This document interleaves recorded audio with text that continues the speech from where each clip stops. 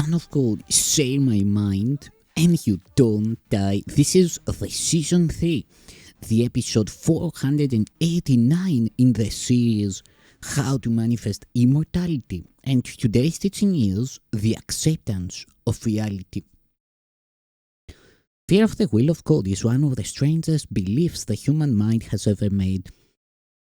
It could not possibly have occurred unless the mind were already profoundly split, making it possible for it to be afraid of what it really is. Reality cannot threaten anything except illusions, since reality can only uphold truth. The very fact that the will of God, which is what you are, is perceived as fearful, demonstrates that you are afraid of what you are. It is not then the will of God of which you are afraid, but yours. Your will is not the ego's, and that is why the ego is against you. What seems to be the fear of God is really the fear of your own reality. It is impossible to learn anything consistently in a state of panic. If the purpose of this course is to help you remember what you are, and if you believe that what you are is fearful, then it must follow that you will not learn this course. Yet the reason for the course is that you do not know what you are. If you do not know what your reality is, why would you be so sure that it is fearful? The association of truth and fear, which would be highly artificial at most, is particularly inappropriate in the minds of those who do not know what truth is. All this could mean is that you are arbitrarily associating something beyond your awareness with something you do not want. It is evident then that you are judging something of which you are totally unaware. You have set up this strange situation so that it is impossible to escape from it without a guide who does know what your reality is. The purpose of this guide is merely to remind you of what you want. He is not attempting to force an alien will upon you. He is merely making every possible effort within the limits you impose on him to re-establish your own will in your awareness. You have imprisoned your will beyond your own awareness where it remains but cannot help you. When I said that the Holy Spirit's function is to sort out the true from the false in your mind, I meant that he has the power to look into what you have hidden and recognize the will of God there. His recognition of this will can make it real to you because he is in your mind and therefore he is your reality. If then his perception of your mind brings its reality to you, he is helping you to remember what you are. The only source of fear in this process is what you think you will lose. Yet it is only what the Holy Spirit sees that you can possibly have. I have emphasized many times that the Holy Spirit will never call upon you to sacrifice anything. But if you ask the sacrifice of reality of yourself, the Holy Spirit must remind you that this is not God's will because it is not yours. There is no difference between your will and God's. If you did not have a split mind, you would recognize that willing is salvation because it is communication. It is impossible to communicate in alien tongues. You and your Creator can communicate through creation because that and only that is your joint will. A divided mind cannot communicate because it speaks for different things to the same mind.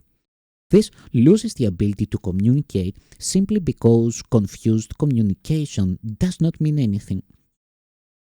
A message cannot be communicated unless it makes sense. How sensible can your messages be when you ask for what you do not want? Yet as long as you are afraid of your will, that is precisely what you are asking for. You may insist that the Holy Spirit does not answer you, but it might be wiser to consider the kind of questioner you are. You do not ask only for what you want. This is because you are afraid you might receive it, and you would. That is why you persist in asking the teacher who could not possibly give you what you want. Of him, you can never learn what it is, and this gives you the illusion of safety. Yet, you cannot be safe from truth, but only in truth. Reality is the only safety. Your will is your salvation because it is the same as God's. The separation is nothing more than the belief that it is different. No right mind can believe that its will is stronger than God's. If then a mind believes that its will is different from his, it can only decide either that there is no God or that God's will is fearful. The former accounts for the atheist and the latter for the martyr, who believes that God demands sacrifices. Either of these insane decisions will induce panic because the atheist believes he is alone and the martyr believes that God is crucifying him. Yet no one really wants either abandonment or retaliation, even though many may seek both. Can you ask the Holy Spirit for gifts such as this and actually accept to receive them? He cannot give you something you do not want. When you ask the universal giver for what you do not want, you are asking for what cannot be given because it was never created. It was never created because it was never your will for you. Ultimately, everyone must remember the will of God because ultimately everyone must recognize himself. This recognition is the recognition that his will and God's are one. In the presence of truth, there are no unbelievers and no sacrifices. In the security of reality, fear is totally meaningless. To deny what is can only seem to be fearful. Fear cannot be real without a cause, and God is the only cause. God is love, and you do want Him. This is your will. Ask for this, and you will be answered because you will be asking only for what belongs to you. When you ask the Holy Spirit for what would hurt you, He cannot answer because nothing can hurt you, and so you are asking for nothing. Any wish that stems from the ego is a wish for nothing, and to ask for it is not a request. It is merely a denial in the form of request. The Holy Spirit is not concerned with form, being aware only of meaning.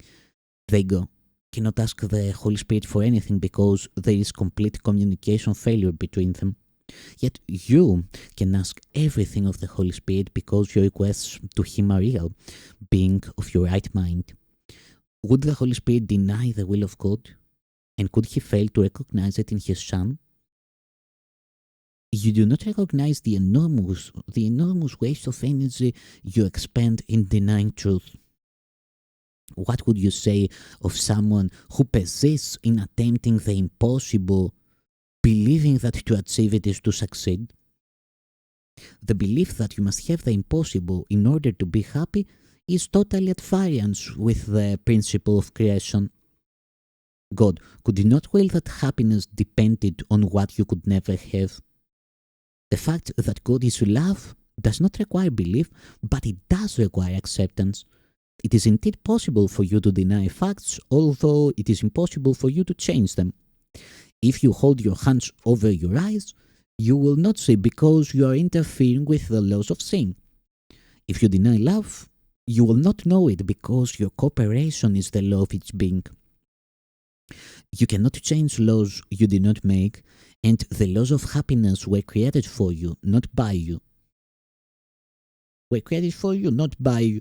Any attempt to deny what is must be fearful, and if the attempt is strong, it will induce panic. Willing against reality, though impossible, can be made into a very persistent call, even though you do not want it.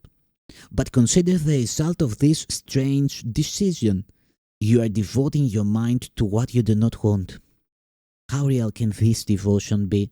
If you do not want it, it was never created. If it were never created, it is nothing. Can you really devote yourself to nothing? God, in His devotion to you, created you devoted to everything and gave you what you are devoted to. Otherwise, you would not have been created perfect. Reality is everything, and you have everything because you are real. You cannot make the unreal because the absence of reality is fearful, and fear cannot be created. As long as you believe that fear is possible, you will not create. Opposing orders of reality make reality meaningless, and reality is meaning. Remember then that God's will is already possible and nothing else will ever be. This is the simple acceptance of reality because only that is real. You cannot distort reality and know what it is. And if you do distort reality, you will experience anxiety, depression, and ultimately panic because you are trying to make yourself unreal. When you feel these things, do not try to look beyond yourself for truth can only be within you. Say therefore, Christ is in me, and where he is, God must be, for Christ is part of him. Thank you, Son of God.